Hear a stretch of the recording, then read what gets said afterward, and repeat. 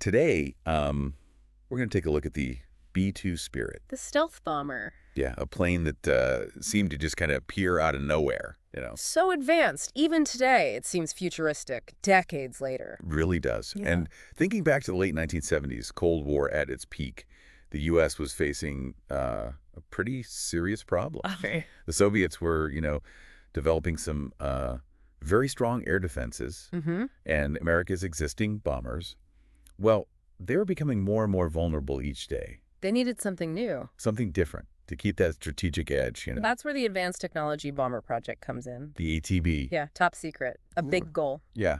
A bomber that could get through any Soviet defense. Undetected. Undetected, exactly. Now, back then, stealth tech, that was just in its early stages. Right, let's just starting out. So the ATB was a huge risk. A big one. A leap of faith in science and engineering. Absolutely. But the promise of the ATB was so groundbreaking that they canceled the B-1A bomber program. A Mach 2 plane. That's how much faith they had in stealth. Wow. Yeah. Now, to really get the B-2, we got to go back even further. Right. Meet this guy, Jack Northrop. Ah, yeah. Completely obsessed with the flying wing concept. A design unlike any other. Broke from all the traditional layouts, Completely. And Northrop wasn't just a dreamer, No. brilliant engineer. His company, Northrop Corporation, had already changed aviation history. The flying wing, that was his passion. A concept ahead of its time. Way ahead of its time. Shaped the B-2. Truly did. Now, here's the thing. Jack Northrop died in 1981, Oh, wow. just before his design got chosen for the ATB. The project that became the B-2. Yeah, almost like he passed the torch, That's a nice way to think about it. to a new generation of engineers to make his vision a reality. Right, and they did. Northrop Grumman got the contract. They worked with Boeing, Hughes, Foster. A real dream team. The best of the best. Now, October 20th, 1981, huge day. Why is that? Northrop's design, it won. Wow. Beat Lockheed and Rockwell Big names. and the B-2 Spirit. Officially born. Officially. But shrouded in secrecy. Oh, yeah. We're talking fake companies to buy parts, hidden factories. Seriously. Yeah, and lie detector tests. For everyone. Pretty much unprecedented secrecy. Must have been intense. Oh, imagine the pressure, right? Yeah, working on something that could, change the world. Absolutely. Like living in a spy movie. Totally. Now, November 22nd, 1938, Okay. the world got its first peek at the B-2 The unveiling. at Air Force Plant 42, Palmdale, California. Big day. Big day, lots of anticipation. But still super secret. Oh, yeah, they kept people way back. Didn't see the details, huh? No way. Saw the shape, though. Sleek. Yeah, almost alien looking. Right. But the real secrets, they stayed hidden. Oh, yeah, the stayed hidden. Now, July 17th, 1989, Another big day. B-2. It takes its first flight, Palmdale again, Years of work, research, design, all under wraps. and it goes from a concept to a real technological marvel. That's got to be an amazing feeling. It must be. But, the B-2's journey, it wasn't all smooth sailing. Oh. Mid-1980s, there's this seemingly small change. To the mission. Yeah, the mission profile, big consequences. Okay. See, at first, the B-2, it was designed to fly high. Like other bombers. Right.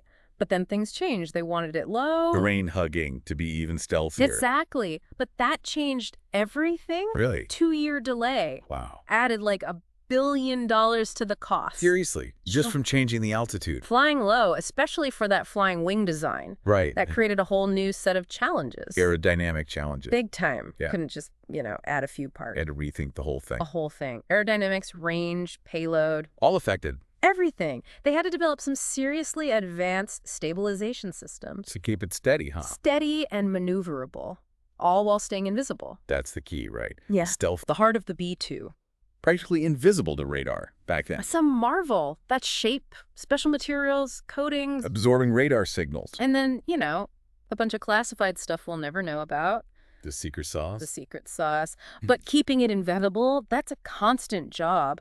Really? Even a different paint job could mess it up. No way. Oh, yeah. It's this delicate balance. Between keeping it working and keeping it hidden. Exactly. And it wasn't just paint. There were accusations of faulty parts in the flight control system. Oh, wow. Redesigns to protect the engines from bird strikes. Bird strikes, yeah. Keeping this plane in top shape, it's a full-time job. I'm kidding. Now, all of this, it came at a cost. A big one. The B-2 was expensive, right? Astronomically expensive. Still is. Huge debates about it. I thought it was worth it. Exactly. The initial plan, 132 bombers. That's a lot. A lot. But Cold War ended, budgets tightened. Why? They ended up building just 21. 21. 21. Each one cost, on average, $737 million. That's more than any private jet. And that's just the beginning, right? Yeah, the maintenance, the operations. That adds up. Big time. But 1999, What happened in 99? the B-2 finally saw combat. Operation Allied Force over Serbia. Right.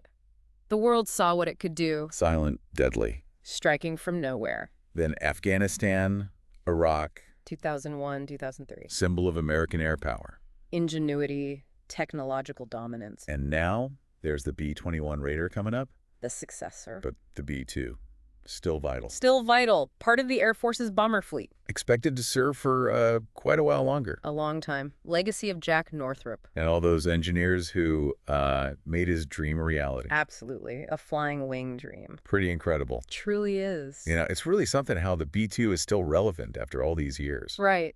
Like technology moves so fast in aviation. Exactly. So this plane was designed back in the 80s when computers were like just becoming a thing. Yeah. And it's still considered one of the best bombers out there. Absolutely. So has it just been sitting in a hangar all this time? Oh, no. Or have they been, upgrading it to keep up? They've been constantly modernizing it Really? throughout its whole life. Upgrades, modifications to the systems, the avionics, Even the stealth, huh? even the stealth, So it's like it's been evolving. alongside all the other advancements. That's pretty cool. And that's why it's going to be flying for decades more. Oh, definitely. Even with its successor coming in. The B-21 Raider, Right. unveiled just a couple years ago. Yeah. A lot of buzz around that one. Yeah, a lot of excitement. It's going to eventually replace the B-2, right? The B-2 and the B-1 Lancer. Wow. So it's like the next generation. The heir apparent building on the B-2's legacy. So what makes it so special? What's different about the B-21? Well, the design and manufacturing, Yeah. it's benefited from decades of progress, In computer design manufacturing? Exactly. So much more precise, efficient. Less hands-on, more computer-driven. Yeah, but it goes deeper than that. The B-21 has this advanced open systems architecture. Okay, I'm not an engineer, so. Think of it like a computer that's easy to upgrade. Okay, I get it. You can just slot in new tech as it comes out. So it can keep up with the tide. Adapt to new threats, stay ahead of the curve. So it's future-proof, basically. In a way, yeah. It's about flexibility, adaptability. Makes sense. It's got to evolve as warfare evolves. Right. It's got to stay relevant, potent. This is starting to sound kind of sci-fi, I know, right?